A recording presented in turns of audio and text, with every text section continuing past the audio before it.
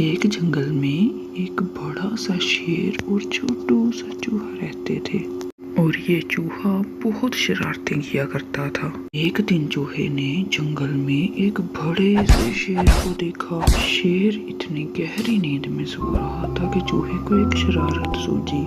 چوہے نے چھلانگ لگائی اور بڑے مزے سے شیر کے اوپر چڑھ گیا اور شیر کے اوپر چڑھ کر ناچنا کودنا شروع کر دیا۔ اتنے میں شیر کی آنکھ کھل گئی اور وہ کھڑا ہو گیا۔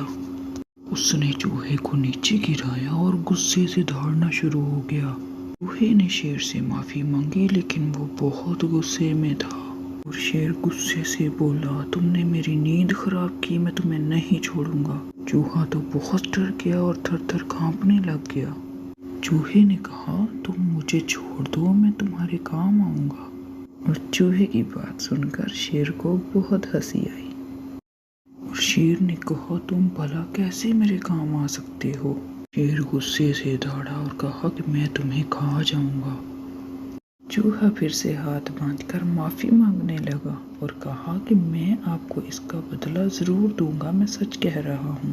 شیر نے چوہے کی بات سنی تو کچھ سوچنے لگا۔ آخر کار اسے چوہے پر رحم آ گیا اور اس نے کہا، چلے جاؤ یہاں سے، دوبارہ مجھے نظر نہ آنا۔ ایک دن شیر کو بہت بھوک لگی اور وہ کھانے کی تلاش میں ادھر ادھر پھرنے لگا۔ تھوڑی ہی دیر میں اس کا پاؤں ایک جال پر آیا اور وہ جال میں قید ہو گیا۔ جال شکاری نے اس کو پکڑنے کے لیے لگا رکھا تھا۔ شیر نے بہت کوشش کی، لیکن وہ کسی طرح جال کو نہ توڑ سکا۔ اتنی دیر میں چوہا بھی گھومتے پھرتے وہاں پر آ گیا۔ جیسے ہی چوہے نے شیر کو مصیبت میں دیکھا، وہ فوراً دوڑا اس کی طرف اور اپنے تیز تیز دانتوں سے رسیوں کو کاٹنا شروع کر دیا۔ وہ رسیوں کو کاٹتا گیا اور اس نے ایک ایک کر کے ساری رسیاں توڑ دیں۔ تھوڑی ہی دیر میں شیر بھی جال سے نیچے گر گیا۔ شیر جلدی سے نیچے جھکا اور چوہے کو اوپر بیٹھنے کے لیے کہا۔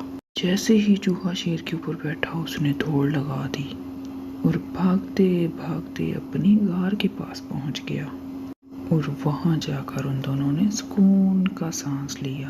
پھر شیر بڑے پیار سے جھکا اور چوہے کو نیچے اترنے کا کہا۔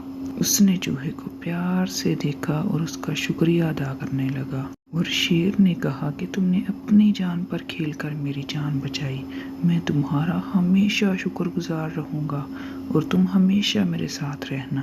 یہ سن کر چوہا بھی بہت خوش ہو گیا، اور پھر وہ دونوں رہنے لگے، موج مستیاں کرنے لگے اور اپنی زندگی خوشی خوشی سے گزارنے لگے۔ اور اس طرح ایک بڑا سا شیر اور چھوٹو سا چوہا آپس میں بہت پکے دوست بن گئے۔